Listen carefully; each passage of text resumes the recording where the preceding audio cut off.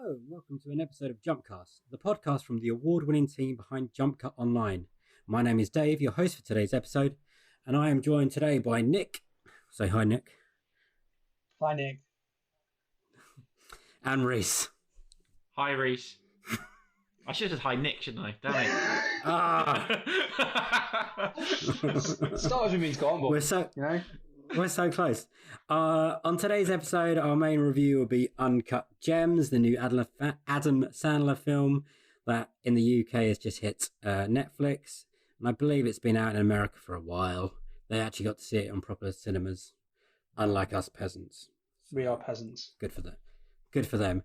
But first, we're going to talk about the most recent news, and believe it or not, that's going to be the BAFTAs. So, aren't we lucky? The BAFTAs happened just past Sunday night at the Royal Albert Hall. Did you guys watch them at all? I did not. I went to see. I was busy watching Queen and Slim, but I saw Joaquin Phoenix's speech and Rebel Wilson being funny, and that's pretty much all I was aware of. Did I miss anything else? No, that's pretty much all I watched as well, to be honest. Right. Are we happy with the decisions made? Well, I was going to start. Where did you want to start? Leading actress? Let's just get Renée Zellweger out of the way. Anyone seen Judy? No. Nope. Nor have I. But I'm sure I've heard she's really good in it. So, but I don't know how she beats like Jessie Buckley. I saw Wild Rose the other day, and I thought that was great. Yeah. Scarlett Johansson. I love Wild Rose. Yeah, so good. Scarlett Johansson in Marriage Story. Again, I thought it was great. Rhys, you are a massive fan of Bombshell, so were you disappointed when Charlize Theron didn't actually win? I was heartbroken, mate, really. I thought the way her face changed was just, amazing. So that really could have earned some awards, I think. Oh, sorry, guys. Sorry, there was just a crackle of sarcasm just then.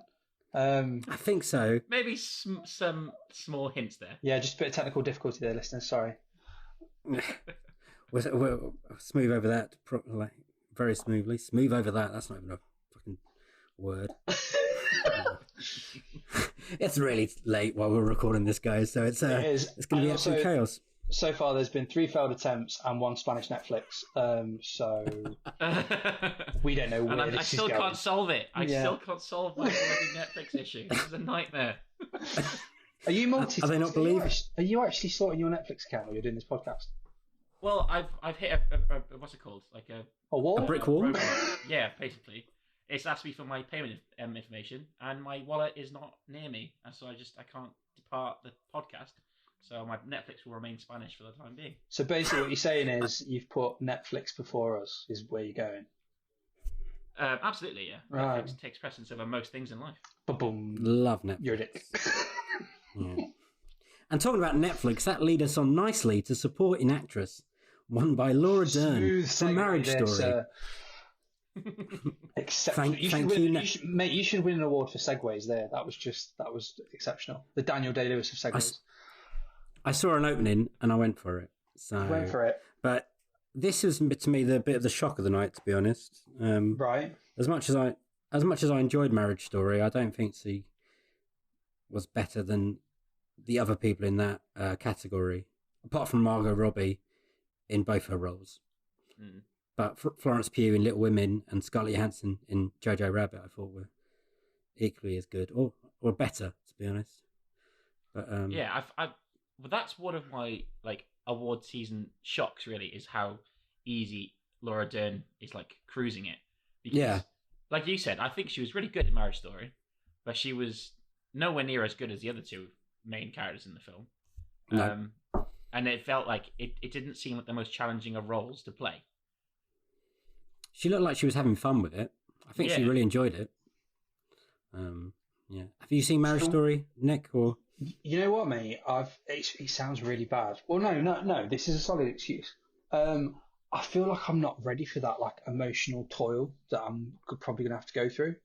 And so, I mean, since it arrived on Netflix, I've just not gone near it. But then, having said that, I've seen probably about 45 minutes of it on Twitter. just in various clips. So far, my version is just a bit discombobulated, but I'm guessing it's not the cheeriest of films. Not really. Yeah, I feel like you'd be surprised actually. Really? Like, okay. It is a very emotional watch. Yeah. Like I got a lovely shout out on the Odysseys podcast where Sam revealed to the world that I'd seen it 4 times. It was a brag.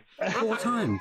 Yeah, I've seen it 4 times. I think it's amazing. And it is a film that is surprisingly funny at bits. And it does have some really heavy scenes as well as some really light scenes, and I think it's really, really good. It is really good. It's had lots of nominations, but its lack of wins I found has been really surprising to me. So with that in consideration then, and looking at Laura Dern winning that, what is it you think that the other nominations had that she didn't in terms of, who mentioned Scarlett Johansson? Scarlett Johansson for Jojo Rabbit, Florence Pugh for Little Women, Margot Robbie for Bombshell, and Once Upon a Time in Hollywood. Okay, so with like someone mentioned, I don't know which one mentioned Scarlett Johansson for Jojo Rabbit. So what do you think she had that Laura Dern lacked? Well, against ScarJo, I thought she was really good in JoJo. Right. And I think she showed much more range, and she had a character who was like she had much more to do in terms of she was always trying to look after her son in this really horrible environment, while also showcasing a bit of vulnerability because she was terrified of what was happening to her son on a daily basis. Yeah. But then, for me personally, I wouldn't have picked either of those. I would have picked Florence Pugh for Little Women myself. Right. Okay. I think in Little Women she shows much more range than anyone else in the category does. In terms of she plays herself as well as a much younger version of herself, frequently in 2 kind of connected scenes, and it's really brilliant to watch. And I think she was harshly overlooked. Right. I would have picked J-Lo, but she was. Oh yeah, okay, well, yeah, that's true.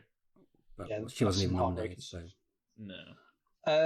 So in regards as well, so going on to the sort of the one that caused a bit of a stir following his speech, what do you make of Joaquin Phoenix winning Best Actor? Do you think that was earned? Yeah, I think he's great in the Joker.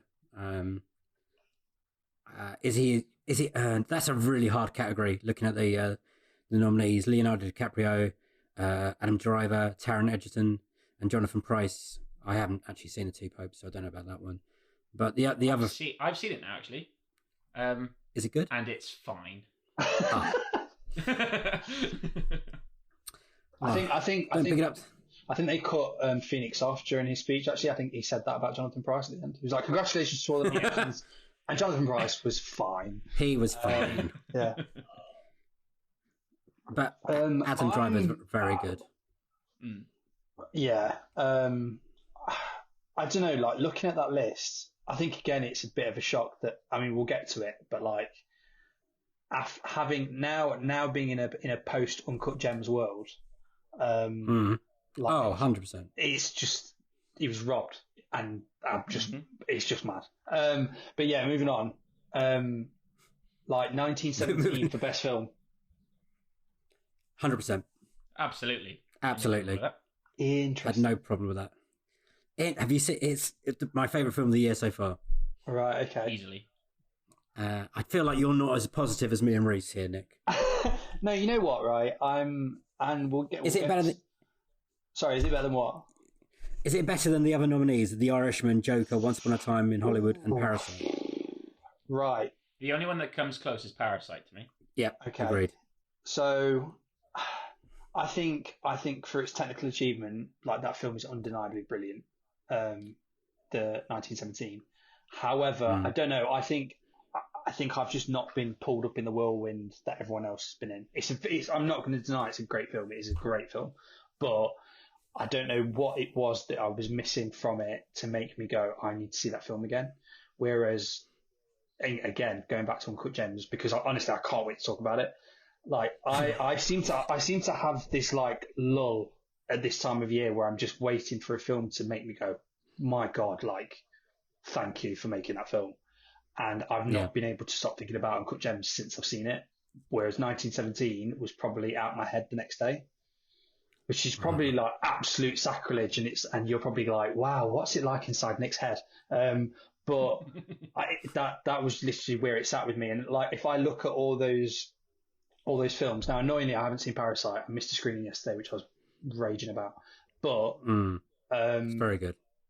For The Irishman, I can remember that sticking with me. Joker, I'll be honest, stuck with me for the wrong reasons. Once Upon a Time in Hollywood, just I still can't decide whether I love or enjoyed that film. But like, yeah, I feel like Uncut Gems has been a robbed entry for quite a few categories. For most of these categories, yeah. Yeah. Mm-hmm. I watched Once Upon a Time in Hollywood on a plane on like an 8-hour journey, so I quite liked that it was like 3 hours long because it took up most of the flight. But I ended up just how Tarantino hoped it would be viewed. Clearly, yeah. For me, it was like I actually saw Hollywood twice because I saw it on my own, and then my friend, he came back from a big holiday and he wanted to see it because he liked Tarantino, so I saw it with him again. And I thought, when I saw it the second time, I'll see something I missed the first time. Because the first time I thought it was a perfectly fine 3 stars. Like, I enjoyed it, not amazing, but I didn't hate it. Right. And I saw it again, and I had the exact same response to it, in the sense that I felt that there are some really, really good bits and some really, really bad bits, and it adds up to being just a completely okay film. Yeah. I think for me, the Tarantino film I was hoping to see arrived in the last 20 minutes of that film. Yeah, that sort of. That was a lovely noise. It was just like, what? Yeah, what was that? It was just, for me, it was just like the tension of that last scene of them rocking up and like just that like showdown. Which I was like, yeah, this feels like Tarantino now. My issue with that is that I never understood why they had to be in the story. Right. To me, that wasn't the film. The film was about Leo, what's his name, Rick Dalton, and Cliff Booth. That's what the story was, not with Sharon Tate being murdered or not murdered. It felt like a completely pointless addition.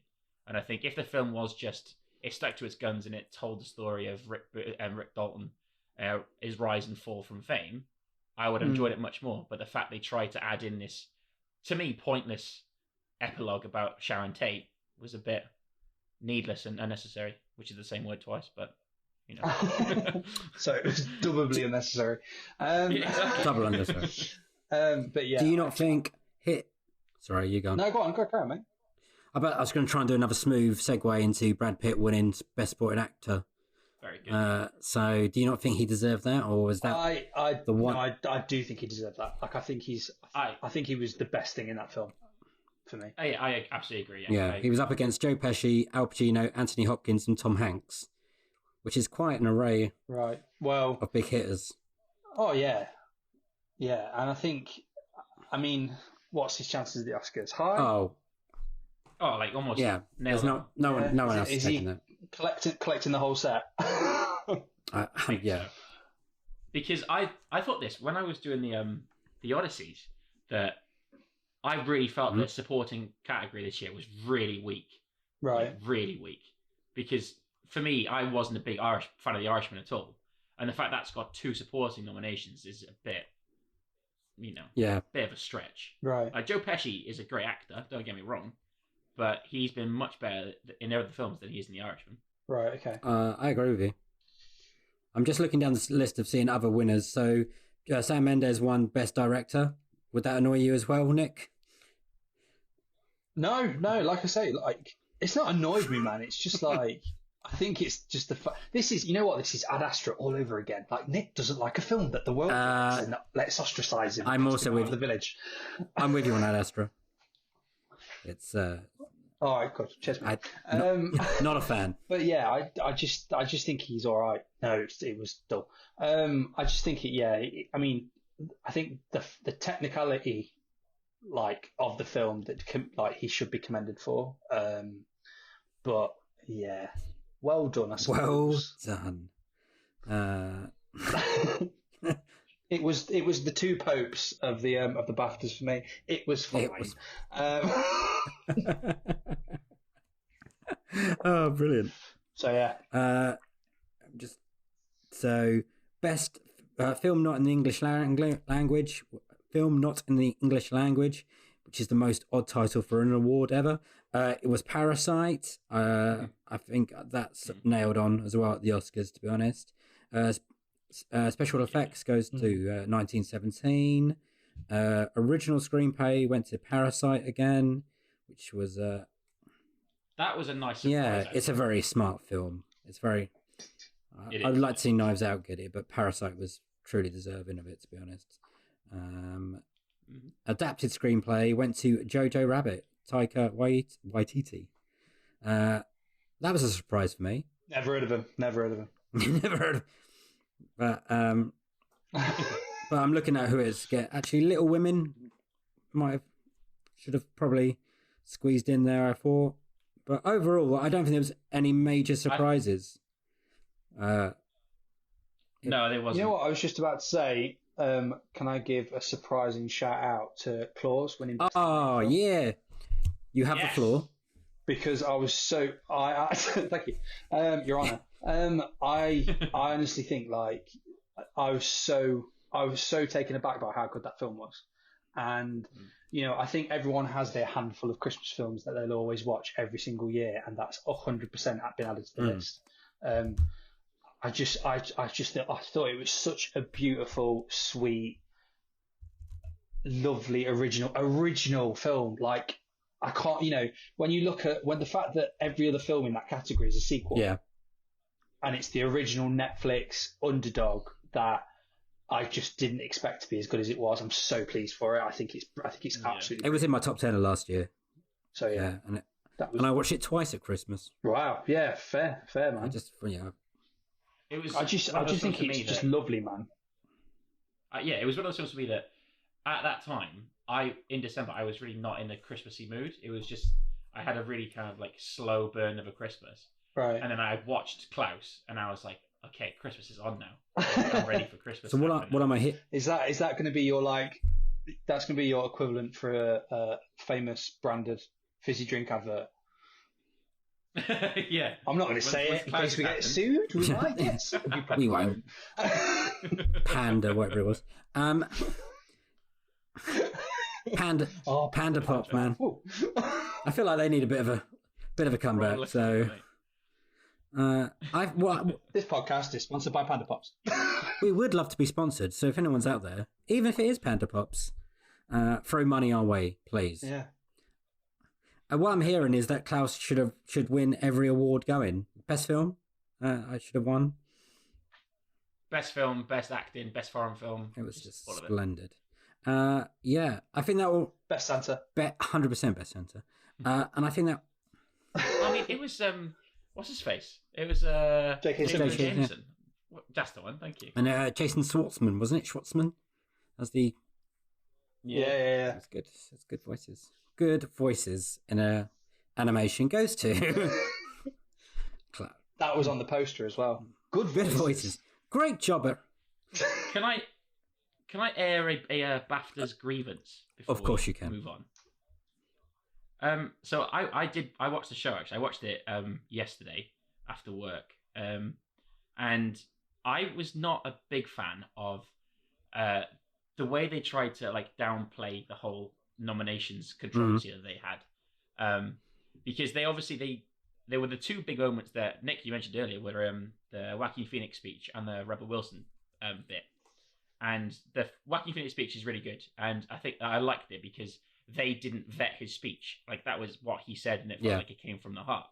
But Rebel Wilson, she had a speech and a presentation that obviously they had approved, and it felt like a way for them to say, I know we realized that we messed up the nominations, so let's make some jokes about it instead of actually addressing the issue. Yeah.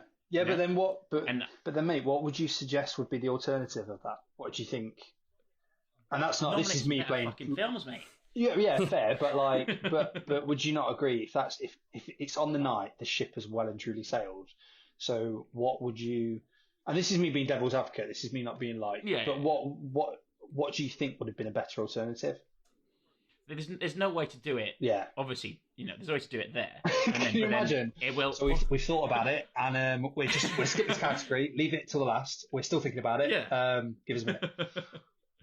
It could be that, but then I think it'll make a difference next year. Fair. If it's the same set of nominations again, they'll do the same thing again, and they'll get away with it again. But my concern is that it's the same. This has happened for various ceremonies for the past couple of years, and it is that issue of like, okay, you're recovering it. You're now your nominations do have like non-white individuals in them, but is that because of last year, or is that because like you're saying, if in a perfect world they could have easily done what the Oscars did with what was that god awful nomination they were considering and then got rid of. Oh, like fans' favourite or something stupid. It was like something best blockbuster, audience favourite or some crap. Yeah, something like that. And then halfway, leading up to it, they're like, you know what, scratch it, we're just get rid of it, which is fine. But if BAFTAs, for example, had done, the nominations had come out, there was backlash, and then a couple of weeks or days later, they've gone, you know what, we've reconsidered it, and these are the nominations now. How do you think the reaction would have been in that instance? Do you think it would have been just as bad because it's like, well, no, because this is now a pity nomination. Mm-hmm. You're recovering, you're trying to, cover ground.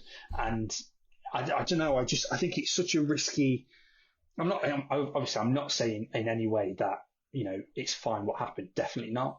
But I always feel aware and sort of almost considerate for people that get nominated when it's just like, it's such a risky territory to venture over. I understand what you're saying. Yeah, they would. I don't think they can win or lose next year. Basically, yeah. I don't think it's going to be a quick fix either, because I think we've had this. I think we've had this before. No. To be honest, I don't think this is the first time. Like at the BAFTAs or the Oscars or the Golden Globes or whatever. I'm sure it was Oscars So White a couple of years back, and they're still not brilliant, so no. I don't know what to suggest really. Luckily, it's not in my hands, so you know what, lads? It's fine. There's next year. We'll see what happens. I disagree, Gary. Okay, now for our main review. This week, we've been lucky enough to cover our first Netflix film. Uncut Gems, directed by the Safdie brothers, Benny and Josh, starring Adam Sandler. It's his first cinematic role in about 8 years or something. I'm just going to give you a quick blurb about Uncut Gems. Here we go. A charismatic... Oh, God in hell. There we go. A charismatic New York City jeweler, always on the lookout for the next big score, makes a series of high-stakes bets that could lead to the windfall of a lifetime. Howard must perform a precarious high-wire act balancing business, family, and encroaching adversaries on all sides in his relentless pursuit of the ultimate win. That's from IMDb, and I practiced that many times earlier, so I'm really happy that went well. I'm going to open up the floor straight up, because... I believe some people are going to be slightly more positive than I am. Nick, what did you think? I flipping loved it. I didn't know how to articulate without swearing. You can swear. Honestly, I swore it. Mate, it's fucking awesome. Honestly, if you'd have told me that one of the best films I was going to see, leading through this year, was going to have Adam Sandler in it, I'd have eaten my own hand. But I think for me, within 20 minutes of that film, like I was pulling my hair out and I was loving every second of it. Like it's like a character doing the worst things possible, the worst decisions, and you're just like, what are you doing? But I can't wait to see where this goes. I wasn't particularly a massive fan of Good Time. I thought it looked incredible. I thought the soundtrack, like that 80s electro theme that just ran through the film that obviously echoes into this, was just in my head. And it was, it's interesting that it starts off with like a John Carpenter font is it Ethiopia? Yes. And because it's that 80s sort of vibe that just runs through it. That's obviously 2012, but still, I just love it. I absolutely love this film. Rhys, do you agree with that? It's all right. I do agree with it. Yeah, I've seen it twice now, and it was one of those films that, like you, Nick, it just completely grabbed me. Like I know that I've spoken to a few that said that it took them a while to get into it, and I do kind of respect that because it is a very full-on film. Like it doesn't start slowly, and it never is. I think that's an understatement.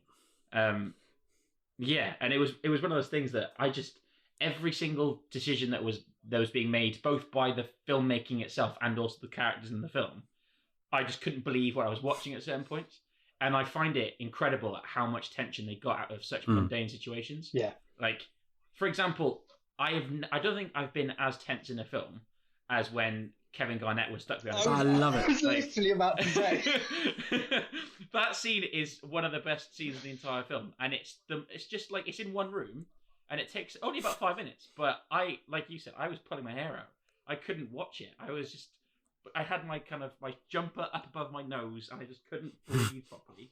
Oh, it's amazing. I think the door is one of my favourite characters in this movie. To be honest, every scene involving that door was just brilliant. It's so loud, isn't it? It's such a loud film. I had to. Well, it's like. I had to. The first 10 minutes were a real struggle for me. I actually had to text my friend at the beginning. I was like, "Does the music stop at any point?" Because shame on you, sir. It's just too. It was too erratic. I'm not a massive fan of jazzy kind of like saxophony. Like I don't know.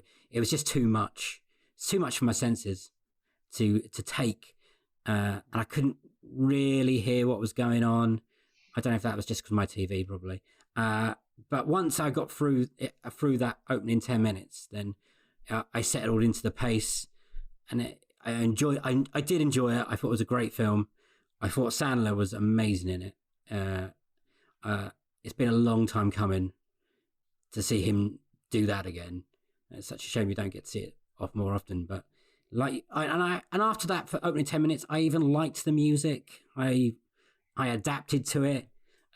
It was just that first 10 minutes. I just thought I was going to hate this.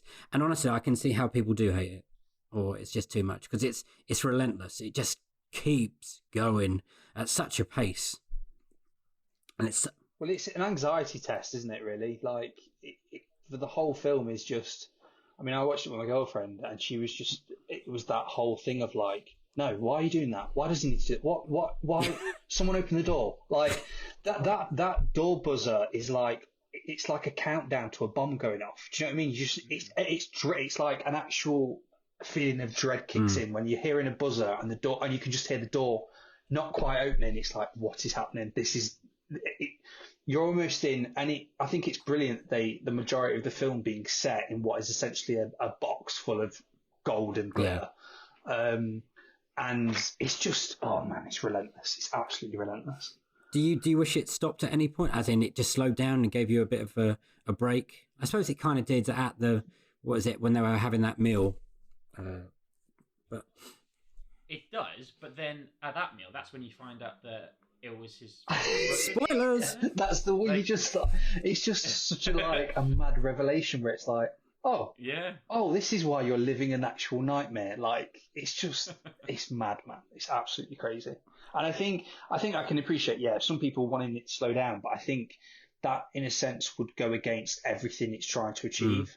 We're gonna just grab you by the scruff of your neck and just drag you through this film, and you're just going to have to deal with it. Really sorry. But, suck it up. And I think the only bit of release is when he's he's at his lowest point, and he can, I think it's that brilliance as well of that whole concept of him never really speaking to anyone about his actions.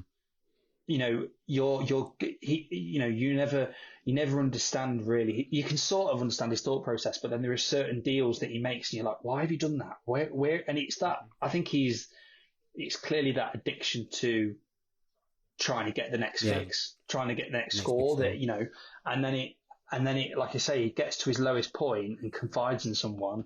And I think I was watching, I don't know if anyone's seen it. There was a Hollywood Reporter did the recent round table with all, for the actors round table. And it was like De Niro, Tom Hanks, Jamie Foxx, Shia LaBeouf, and Adam Sandler. And Adam Sandler just basically looking like he's in awe of everyone at the table, like just happy. He's that guy that's just been happy to invite to the party. But they were talking to him and asking him, what do you find difficult? And he said it was crying. He says he really struggles to cry in a scene.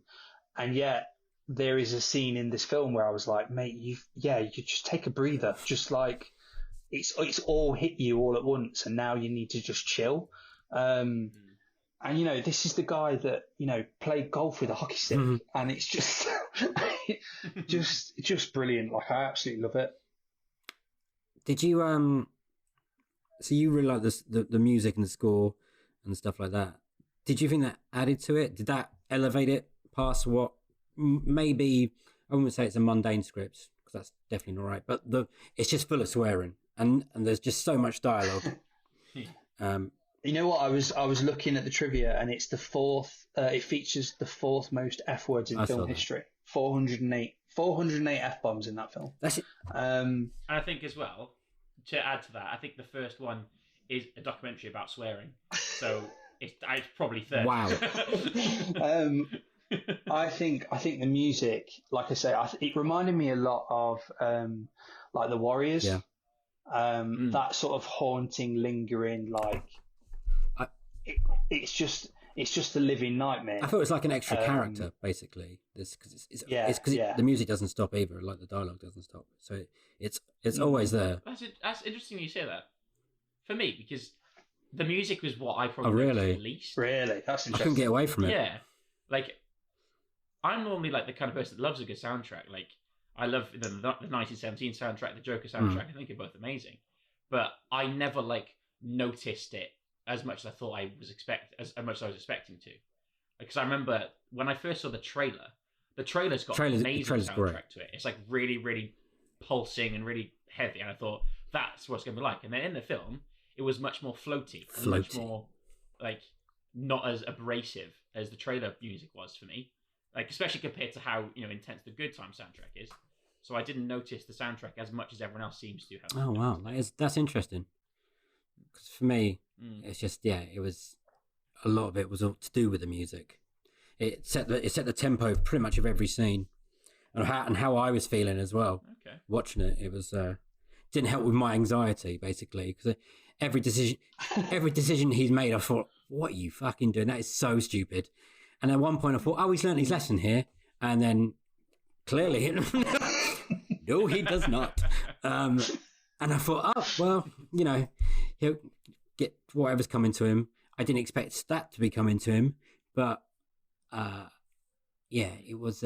I think it is that issue as well. That just the little things that they set things up with just little details that just push the stress even further. Like even following you man into like the basketball court, and he sort of. You see him, and it's like he runs off onto the court to play basketball and then comes back, and I'm like, why have you left him? There was no reason for you to do that, but it's just like it's in his DNA. Like he's just a tearaway that's just like, yeah, fuck it, I'll go, I'll do this, see if this pays off, and it never does. And it never does. And you're just like, why have you not just stopped? No one's just sort of slapping him and just being like, mate, get your shit together. It's just, I think it's, and like you say, like. From that performance to come from Adam Sandler is just incredible, man. And he's been robbed. Like he's been absolutely robbed. He definitely should have been in the conversation more about every awards. I'm not quite sure how he's been missed out in pretty much all of them. As far as I can tell, it's strange. I don't know what he's done to annoy them. probably the horrible comedies he's done for the last 10 years. But yeah, Murder Mystery, it's payback, man. I haven't even seen Murder Mystery, but it's the most watched. It's the most watched film on Netflix, apparently. So yeah. Ridiculous Six or whatever it was the one that really annoyed me or pushed me to the brink. But then, as well, I personally I never trust those like Netflix figures because don't they count the first two? Oh, do they? Probably. Like, yeah. So it doesn't. People could watch 2 minutes, thought this looks shit, and then turn off, and that counts as a watch. Like Netflix are playing the game very hard or very cleverly. Yeah, I think as well. Going back to the trivia, I think it's interesting that you've probably seen it already that Harvey Keitel and Sacha Baron Cohen were considered for the role prior to Adam Sandler getting mentioned. I think Sacha Baron Cohen would have been interesting because it's very much like I can see him in that role quite easily. But it's not to take it away from Adam Sandler. I'm just so glad that he took it because it's just like he deserves every pat on the back that he's not getting. And it's a lovely. No, but it's true though. Do you know what I mean? Like you've said, it's such a shame that he's not. You know, if I really like guns in my head said, who do you think earns it more, Joaquin Phoenix? Like, let's be honest, Joaquin Phoenix is probably going to win the Best Actor, right? Mm-hmm. And if you had to put a gun to my head and go, which one deserves it more? I would say Adam Sandler. It just sounds strange for you even saying. I think it's. Well, I think it's and I think it's genuinely the fact that to look at him and his back catalogue and go, do you think that man is capable of that role? Yeah. You know, the only time, and I thought to myself, I was like, yeah, this is actually quite Sandler-esque, is where he's been chased through his daughter's high school play, and he's like, oh, you look really good, and he just carries on running. I was like, that you could take that out and put that in an Adam Sandler film, and that would make sense. But even, you know, straight after it, he's just. I think he's brilliant. I think it's mad that man is capable of that sort of performance. Like it's just he doesn't get enough respect or hasn't had enough respect. I'm just really surprised the fact that, like you just said, apparently they were considering Sacha Baron Cohen and Harvey Keitel or whatever. Because when you watch the film, I cannot see anyone else apart from him play the character. Right. Because I feel like he has got that like sleaziness that character needed. Yeah. Because he shouldn't, like, Sacha Baron Cohen is quite a smooth guy, I think. Like, obviously he can play, you know, sleazy. Yeah. But Adam Sandler has that quality. No offense to the guy, but he does look a little bit dodgy, doesn't he? He looks a bit like he'd make you uncomfortable. But then you think, and that's is that how he's like? But is that the wardrobe that does that, and is that the fake white teeth? They were off-putting for a while. You know, it's interesting that his name's Howard Ratner, considering how much of a like absolute sleazeball he is. But yeah, fair play to him. Well done. Do you think this is going to open up the floodgates to more Adam Sandler good films, or do you think he now thinks, I've got it out of my system, let's go back to what we know, go back to the well, and we're going to end up with some more, I don't know, ridiculous, crappy, horrible, rubbish? I think if you that's a lot. You're going for a lot of objectives there, mate. I really don't like them. I think you reminded me of Judd Nelson when he's impersonating his dad in Breakfast Club. It's like lousy, stinking, no good. I think you know, his forte of comedy, like he obviously knows what makes money. 100%. And if Netflix are going to throw a big wad of cash at him, then fair play. But I wouldn't put it this way. I wouldn't be as keen to go watch the next Adam Sandler comedy as I would the next Adam Sandler drama or thriller or whatever. But you know, I think from what he's done, hopefully people will take him more serious in future roles and consider him. But then, you know, it's not his first rodeo of doing this sort of territory. Like, obviously nothing to this extent. He's done stuff in the past, Punch Drunk Love and I think Spanglish and stuff. But like, it's overly long. Funny people. I mean, but that's the great thing about that film is it is overly long. Oh yeah, but it's not Adam Sandler's fault. Yeah, and it's Judd Apatow cannot finish his dinner, but that film is brilliant because he was obviously holding a mirror up to himself and going, look at me, and he's just carried on. And I don't know what his thought process was to do that, take a joke of him playing, what was it, like an infant baby with it, and then go and do like Jack and Jill. Yeah, it was Jack and Jane or whatever, whatever it was. The Dunkachino fiasco. Yeah, exactly. But just it's up to him to do more dramas, and I think hopefully that the feedback he's got from this, he might consider it. But we can only wait and see. We've got this gem. We might get another. I kind of hope that he maybe looks at working with the Safdies again, because it does feel like that they, like from interviews I've seen with them, and that they really get on really well, and it feels like they've tapped into something that he's capable of. Yeah. And I think you should, once you find like a good muse like that, you should keep trying to go to it. And obviously, I don't want to see him just do another Howard Ratner. No, like, give him another role. And then he did the short with them as well, didn't he? Goldman versus Silverman, which I've not seen. I've watched was that before this? It was really weird. Right. Okay. But like you say, no, just after. But I think as well, like to consider for him to go, yeah, screw it, we can do that for a bit if you want. Like you say, they might have struck a chord. The Adam Sandler could be to the Safdies what like DiCaprio is to Scorsese. But then looking at his track list for the future, he's got Hubie Halloween and Hotel Transylvania 4. So don't expect another Uncut Gems for a while. Although Hotel Transylvania might have him trapped in a coffin, which should be might just be as I have to say I've seen the two of those films, and they're not awful. The Hotel Transylvanias, as far as they go, as far as animated movies go, they're not bad. I mean, not brilliant. They are no flaws. I remember a few years ago, a rumor before Inglourious Basterds was when he was writing that, and all the talk was Sandler to be the Bear Jew character, and I just can't get that out of my head now. I think what he would have done with that role instead of Eli Roth, who was also good in that film, but Sandler with a baseball bat going nuts would have been, gives me tingles. Yeah, he was a. That could have been quite fun. So do you think in the universe where Hitler did die at a theatre, Sandler did play the Bear Jew? That'd be crazy. We'll never know. We'll never know. It's amazing, one of those castings that just never happened.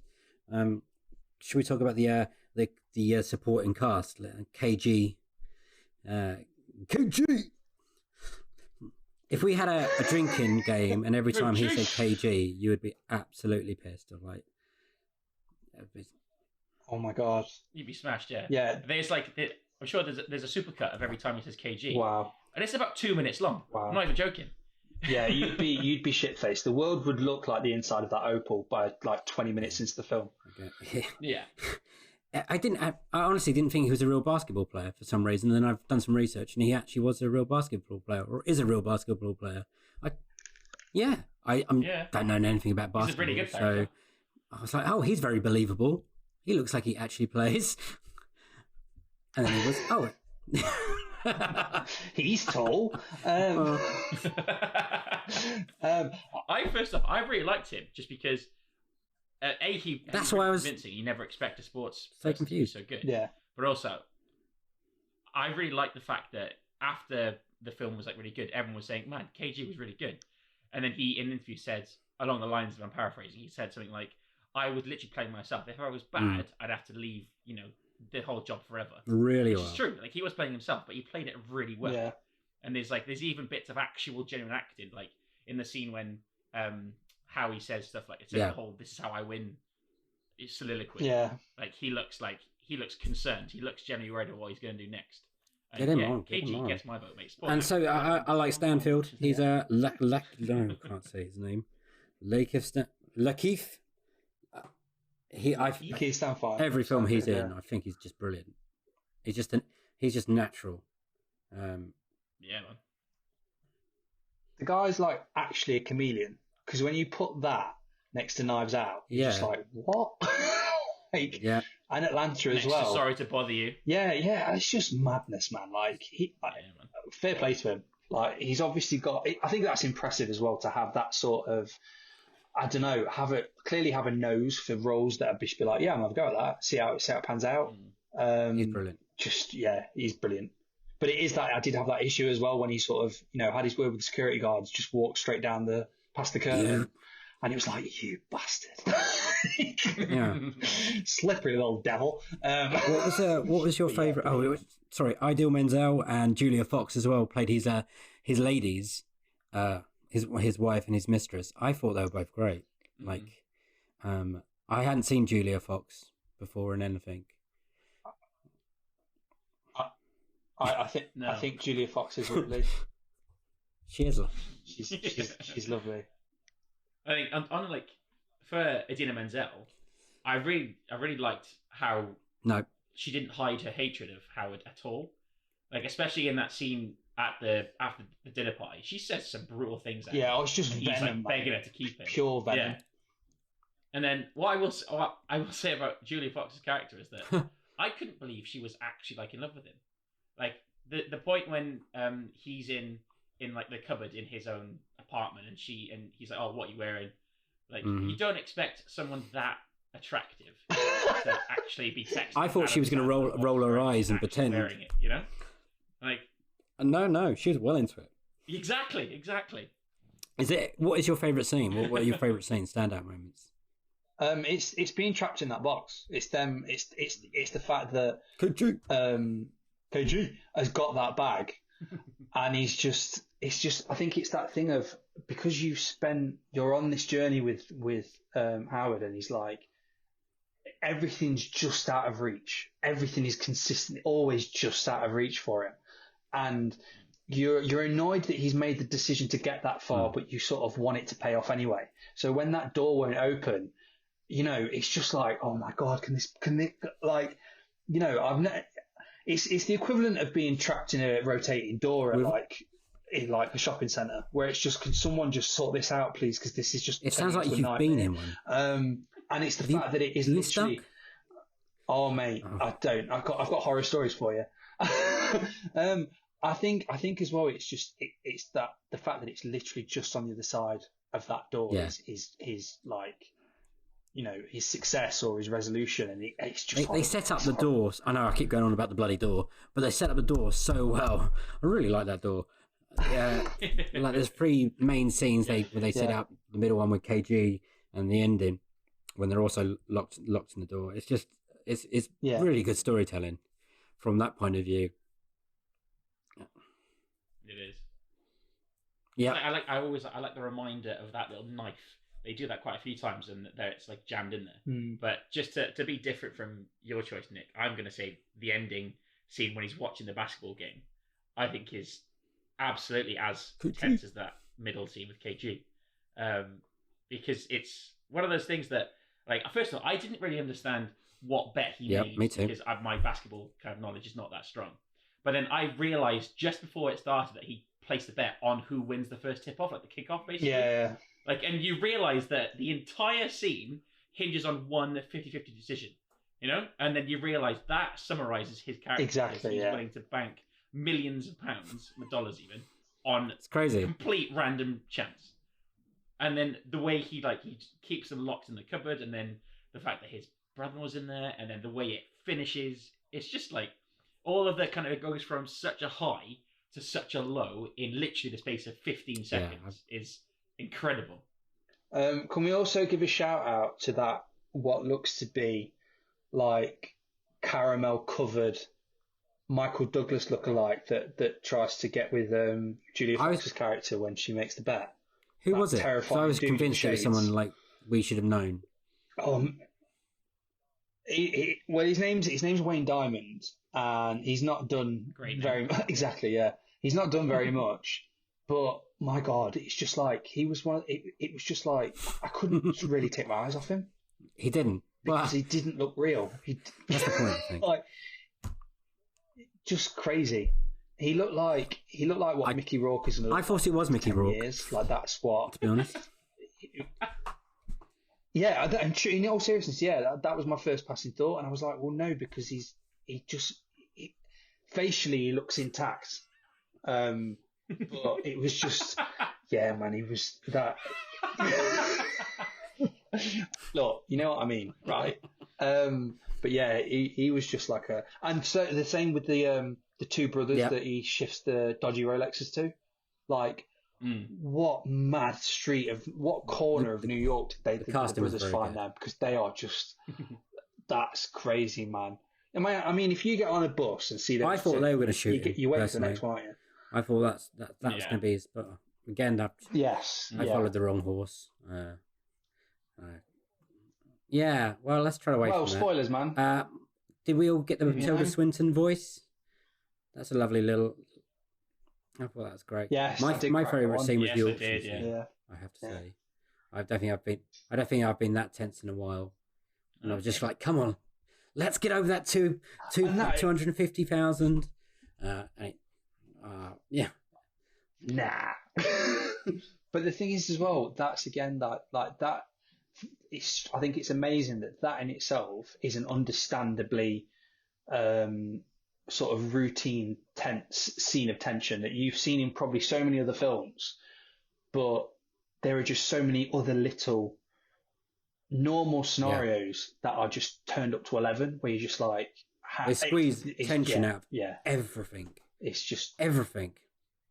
Even the son going to the toilet in his apartment. Again, it's just every moment. It was just really, really like on edge kind of stuff. Yeah, I couldn't handle it for most of it, but I did end up enjoying it, surprisingly, because I didn't expect that after the first 10 minutes.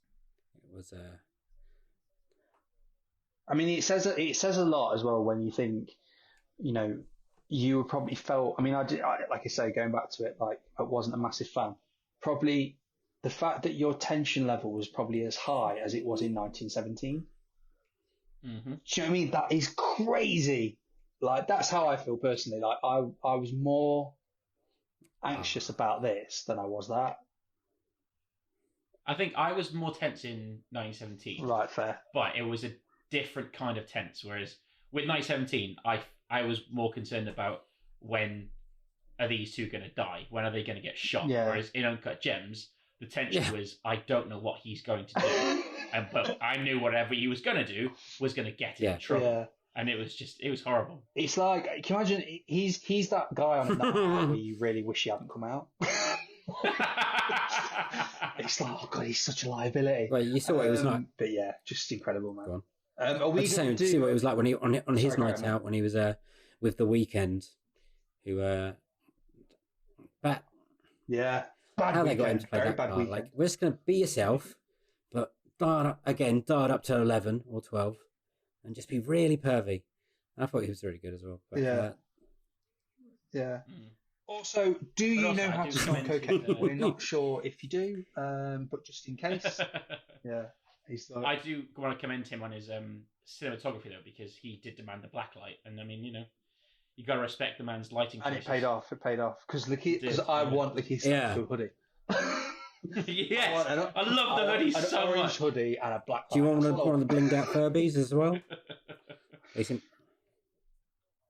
I was just about to say, A24 might be pushing those Furbies, but they'll be making them mint orange hoodies if they wanted.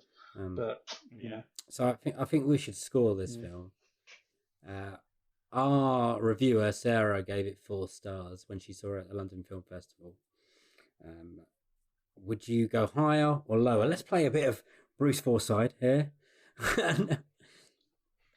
Nick, higher or lower than 4? You know what? I was like, should I go higher? And I'm just gonna go do a Howard. Yeah, screw it. It's easily 5 out of 5, man. I think it is one of those films that the fact that such a simple story becomes an endurance test, and just how it sounds, how it moves, and the fact that everything is coming from Happy Gilmore is just 5 out of 5, man, easy. Well, I gave it a 4.5 out of 5. But then after this conversation, I don't know why I docked half a star off.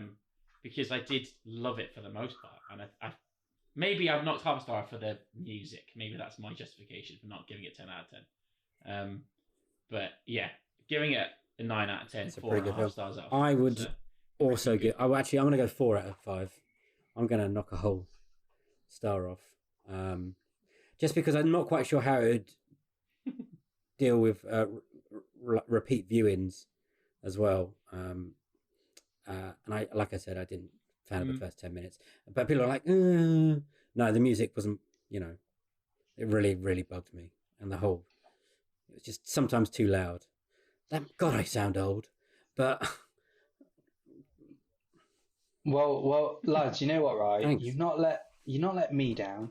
You've not let the listeners down. Oh, not KG. You've let KG down, man. And I'm worried this film's just going to be like memes. Because there's so many memes now. Of like that, this is how I win, and I disagree, and stuff like that. Mate, are you new to the internet? I've used that I disagree gif so many times. It's amazing. I think it should just be put in a box for a while, maybe a year or so.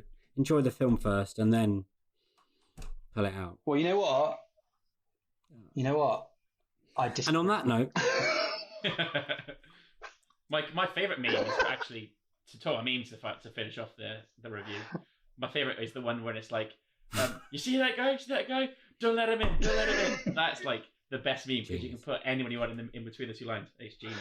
Anyway, memes. Yeah, uncut memes is 10 out of 10. And on that note, we're just I suppose it's a recommendation from us to go and see it, or it's definitely worth watching on Netflix. 100%.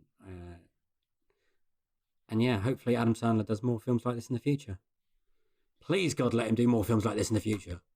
So, point of discussion this week, as Adam Sandler did such an incredible job in such an unusual role for him, we're going to discuss our favourite outer character roles, like comedians doing serious people doing the comedians, stuff like that. So, I'm going to start with Rhys this time. Put him on the spot. Rhys, you can go first. Who's your favourite? Who's caught your attention? So I did a little bit of research for this, and I just kind of looked around the Googles and see what Google said in terms of the best kind of ranked ones, and there were lots of really good ones. And I want to, before I get to my actual pick, I want to shout out Tom Cruise in Collateral. I think is fantastic. Robin Williams in When Our Father, which is he was on the list. Yeah. But my actual favourite was, if you cast your minds back to the far off years of 2011, there was an actor known mostly for playing really crude, kind of gross out comedy roles in films like Superbad and Knocked Up and stuff. And then he rocks up in Moneyball, and he gets a supporting actor nomination for playing a data analyst alongside Brad Pitt. And he plays, like, he goes from making jokes about dicks in Superbad to being able to analyse baseball players and their best and worst features in such a convincing way, and he manages to try and convince Brad Pitt that he needs to adapt this new system of analysing players. And Jonah Hill absolutely smashes it. I think he's really, really good in that film, and it's it's just such a surprise that someone who you're so used to seeing be an idiot on film is then so smart and so charismatic and kind. I love the actor that Jonah Hill has become. I absolutely adore his career now. He's I like him in The Wolf of Wall Street. I think he's brilliant, to be honest. Mid-90s was a good night. And director, man. So, absolute. I've actually not seen that. I need to see that. I never skateboarded. Such a good film. But I still made me want to skateboard, and I'm a 35-year-old man. But that is a great shout, man. That's really good. Nick, did he steal your one, or have you got? Well, I'll be honest. There was a lengthy list that I was building up, and I had to sort of pick. But if I had to put some honourable mentions in, Charlize Theron for Monster, because my God, that woman is terrifying in that film, and just and he's an absolute beast. And to the degree, but to look at the woman that delivered that performance, it's just like it's night and day, man. And it should be getting some attention. Robin Williams was on there, and I actually went back a bit far, in fact, for my pick, and I settled on and this was to my knowledge his first noticeable stint in comedy that now people sort of gave him shit for until recently, but Robert De Niro in Midnight Run. Oh, have you? Mate, what a film! Like, there are some great road movies, but that is a great performance in that film, and he's got that perfect balance of prime De Niro going for laughs, and just that's clearly a script that was written where it's like really working on the mold that he was clearly established in the genre that he was so popular for, and just being that sort of stubborn, arsey, doesn't take any shit character, and then let's put him with someone with an absolute foil. One of my favourite lines is like, I've got aviophobia, it's a fear of flying. He's like, well, you're gonna have fistophobia in a minute if you don't get the fucking plane. Like that. It's just De Niro just delivers it so well. Scenes where he's sat in the back seat with the FBI agents and he puts the glasses on, like, he's just having an absolute ball. And this is like, this is Raging Bull. This is like Travis Bickle, and it's, I think, you can look at films. I think his second best comedy film for me will always be Analyze That, and ever since then he's never really cracked it. But that is one film that will just never get old for me. And I think he's brilliant in it. I think he's funny in Meet the Parents in a very kind of dry way. Yeah, but like his delivery against Ben Stiller is always really, really well done. Yeah, and it's like he has that similar kind of like gangster evil vibe crossed with he's just this girl's dad. Yeah, But I think he's capable of. I think that's great. Comedy, it's a shame that he's done some horrible comedies as well recently. But at that point when he did Midnight Run, which strangely I only saw last year for the first time, it was on my hit list. Great shout. Meet the Parents is great as well. There's just, I think it's just great as well. Like, I know it's completely going off. Like, Joe Pantoliano in that is amazing. Where he's on the phone, he's like, you know what? I'm in Nevada. No, wait, I'm in Texas. Oh, it's just, oh my God, it's brilliant. It's so good. Anyway, to be honest, it's a film that doesn't get a lot of mention. So, folks, if you've not seen it, would you be up for a sequel to that? Brilliant. There's always rumours that there's going to be they've tried to get a sequel off the ground for many years. I don't know. Like, it'd have to get that perfect sort of pitch perfect De Niro note of what he conjured in that film, and have it, because it could so easily just be like Bad Grandpa. It's one of them. Or was it Dirty Grandpa? Like, it could. Yeah, he's a seedy old git. It could be one of those. But I don't know. I think it'd be a risk. Also, completely going off topic. Well, not going off topic. I actually asked a friend at work about this, about, who would you pick? And he said, Heath Ledger in The Dark Knight. And I was like, wow, can you remember the time before Heath Ledger did The Dark Knight and no one thought he could do it? Like, that's, crazy. I find that amazing. No, it wasn't on any of the ranked lists. Yeah. When you think about it, he was like a pretty boy. Yeah. And then he played the Joker. Like, oh my days, that's a great show. Yeah, exactly. I'll be sure. Well done, man. He won the podcast. Well done, man. My first pick is Kylie Minogue in Street Fighter. No, it's not. It's well, who saw that coming? It's Ray Fiennes in the Grand Budapest Hotel as Mr.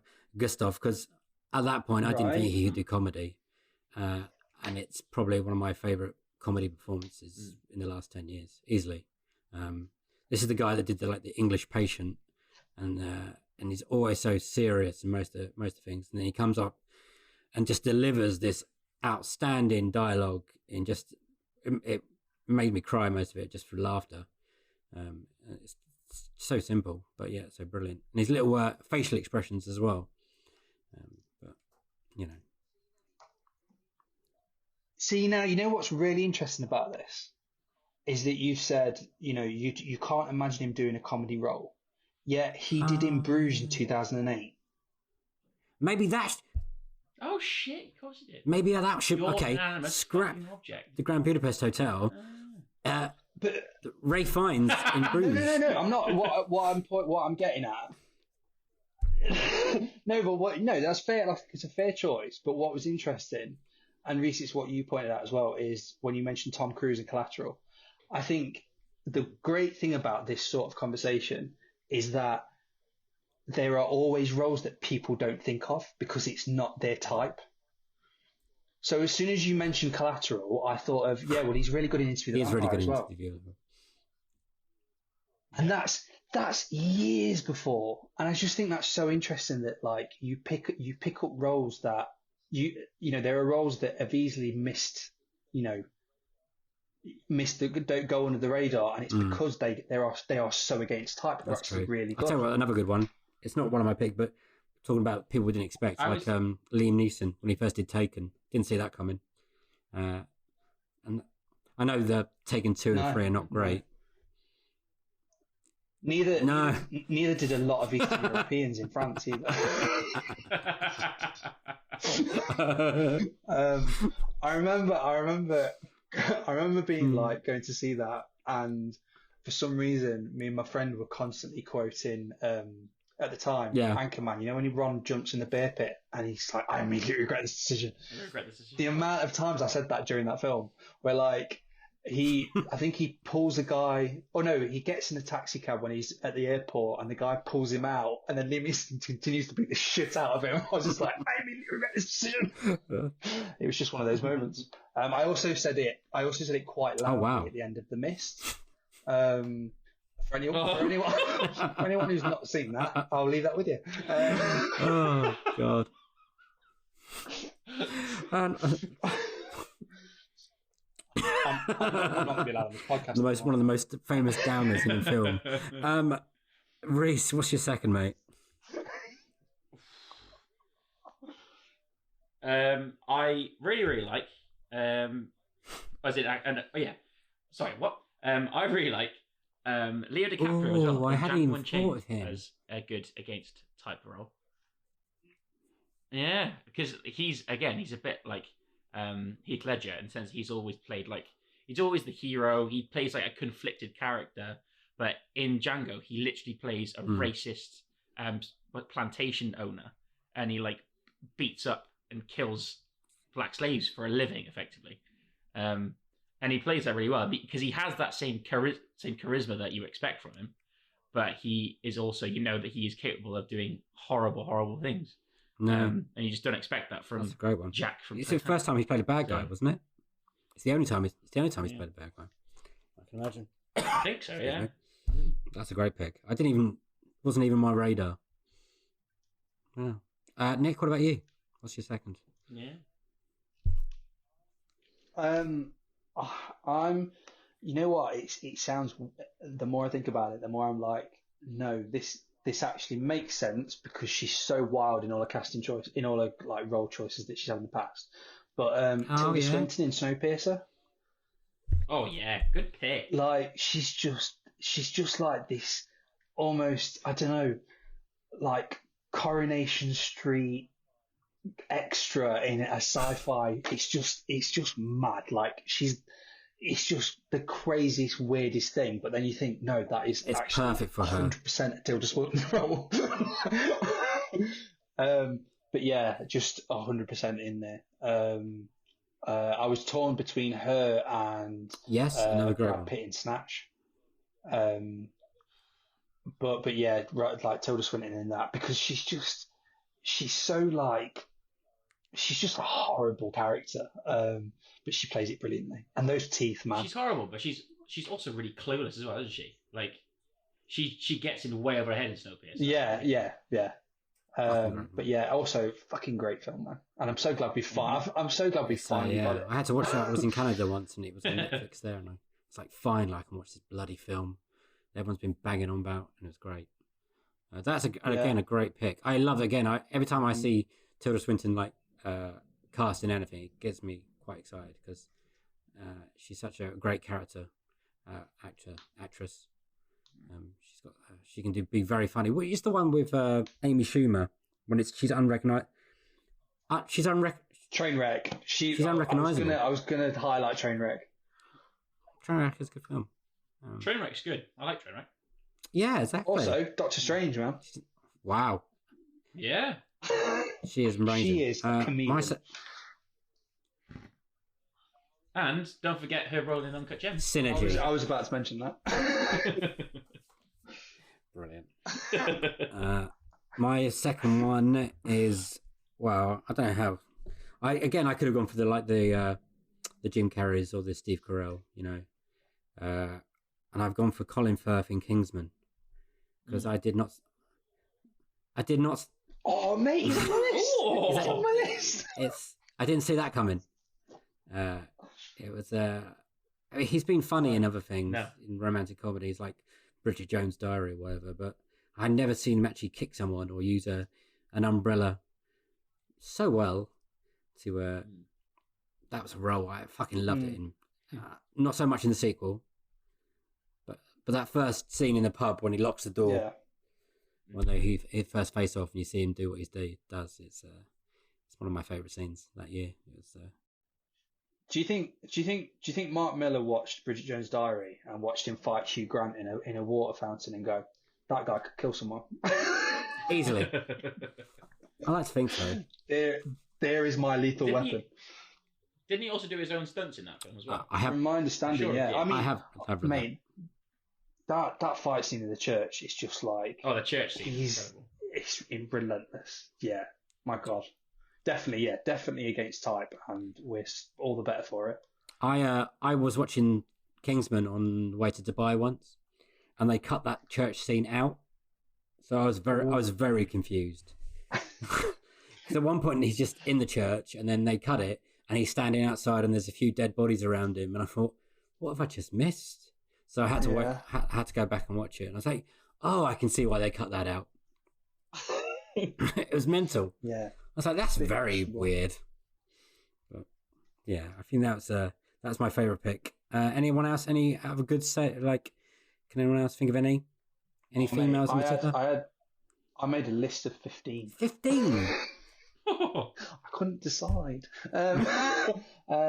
So I had. I'm sorry. Do you even want to hear this? Go on. Or am I just? So Henry Fonda for Once Upon a Time in the West. Denzel Washington, Training Day. Oh yeah, Denzel. That's a great show. Forrest Whitaker, Last King of Scotland. That's a good one as well. Cameron Diaz for Being John Malkovich. Yep, that's it. Rosamund Pike for Gone Girl. Oh yes. Yes, good pick. Steve Carell for Foxcatcher. Yeah, I had him. He says you're shit, mate. Bradley Cooper for Rocket Raccoon. Oh. On a side note, I had there was a rumor that was going to be Adam Sandler for a while, but carry on. Wow, mate, you've done your intense Sandler trivia there. I was a big fan once upon a time, but those days might they're be back on. Michael Keaton for Batman. Yes. And Tommy Lee Jones for Men in Black. Yeah, I'll take that one. That was on the other day, and I was watching it. I thought this was so good, the pairing in that movie, the chemistry, and they kind of lose it. But chemistry is ridiculous, man. Yeah, you're quite right. I think they're all good shouts, Nick. Well, folks, thanks, man. I'm glad I've got both your approval. So now my week's just suddenly picked up. Clearly, my day of working hard at work. I managed to squeeze this in. So I'm really glad I didn't waste any time doing this. Same thing. Right. Well, yeah. That wraps up our discussion on that. I think if anyone has anyone they can think of, please get in touch with us at JumpCast. We'd love to hear them. You can probably criticise as much as you want, but we are right. So there's no point. Fact. And talking about JumpCast and and JumpCast. If you want to come a Patreon and help us out, it'd be really, really nice of you, because we have big plans for the future. It's very exciting. 2020, we've got a lot of cool stuff. If you want to know how to come on Patreon, check out jumpcutonline.co.uk. I believe we got 3 different tiers. I think they're all Ryan Gosling related, and they're very clever, to be honest. I'll give them, whoever came up with them, props, because they're very good. And they're all different money. Each come with different bonuses and some really cool stuff, and you get exclusive content from us people there, exclusive prizes, which is pretty cool, and they still won't let me enter them. And you get a nice shout out on this podcast. So thank you, support for Zoe Baines, Daryl Griffiths, Hugh Addison, and Chris Wilson. Your support is appreciated. Thank you very, very much.